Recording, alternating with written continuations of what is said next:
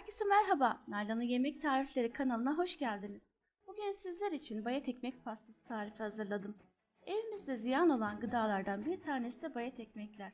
Evde bayat ekmek olduğunda bu tarifi yaparak hem ekmek israfını önlemiş hem de nefis bir pasta hazırlamış oluyoruz. Sizleri daha fazla bekletmeden tarife geçiyorum.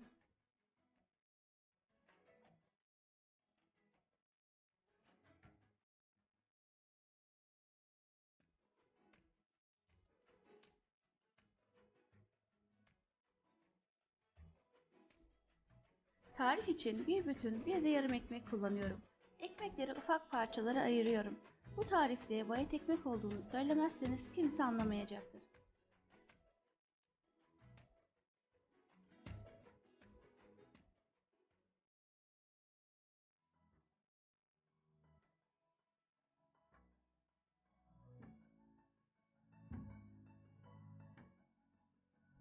Bayat ekmeklerin üzerine 3 adet yumurtayı ilave ediyorum.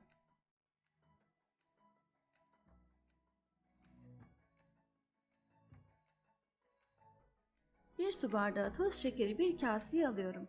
2 yemek kaşığı kakao ve 1 paket vanilyayı bir elekten geçirerek karışıma ilave ediyorum.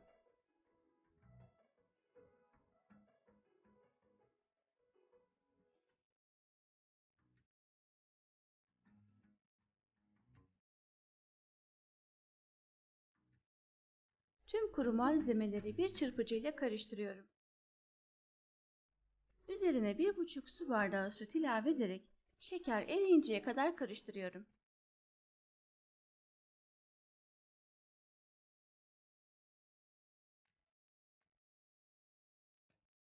Hazırladığım sıvı malzemeyi bayat ekmeklerin üzerine döküyorum ve tüm harcı karıştırıyorum.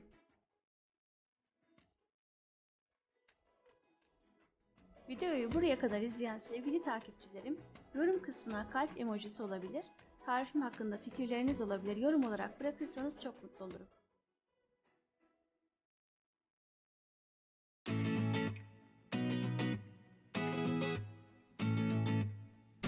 Uygun bir tavayı bitkisel yağ ile yağlayıp harcın yarısını tavaya alıyorum ve bir kaşıkla düzlüyorum.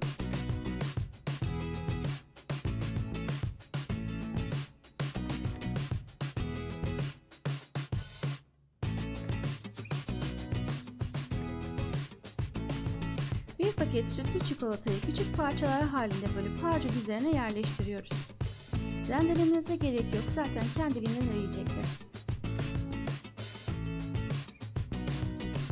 Kalan ekmek harcıyla da çikolataların üzerini kapatarak düz bir zemin oluşturuyoruz.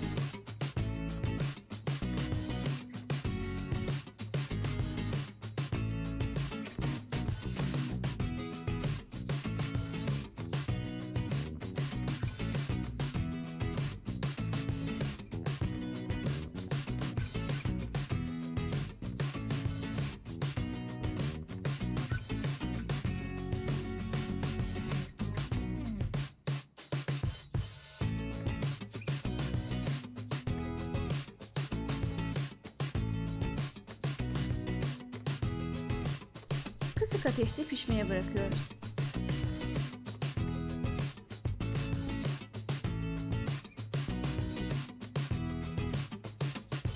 Üç dakika sonra bir spatula yardımıyla pastanın tabanında tam tur atıp servis tabağına çeviriyorum.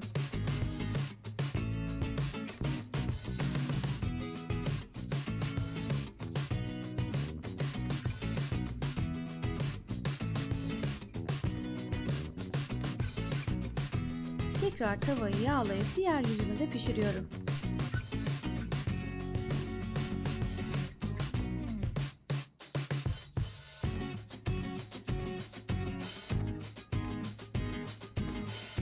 Diğer yüzü de 3 dakika pişirdik. Pastamız hazır.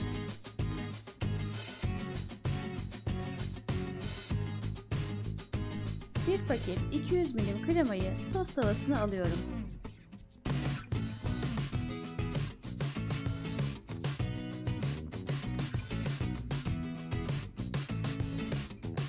Krema ısınınca içerisine 150 gram sütlü ve bitter çikolatayı atarak eritiyorum.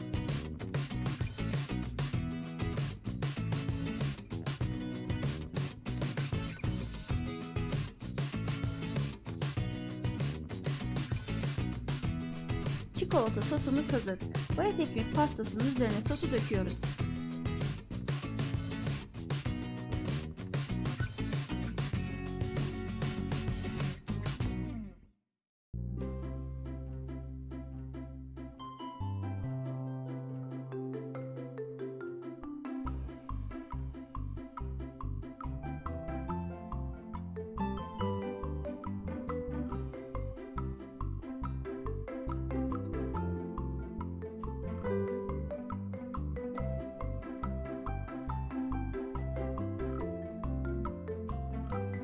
Antep fıstıkla üzerine süslüyorum.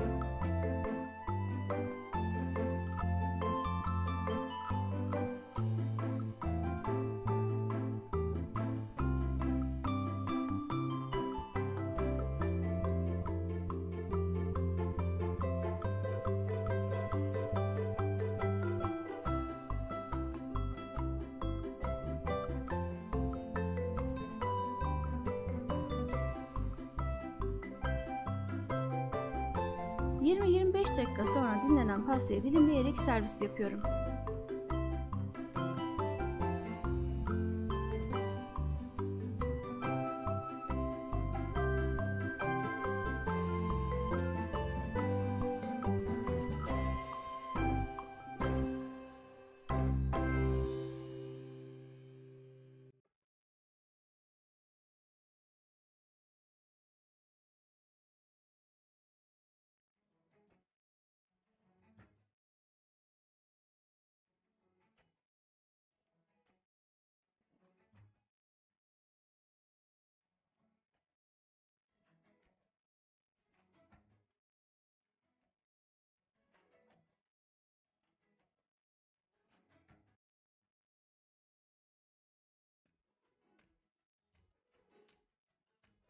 Bayat ekmek pastası gerçekten enfes oldu.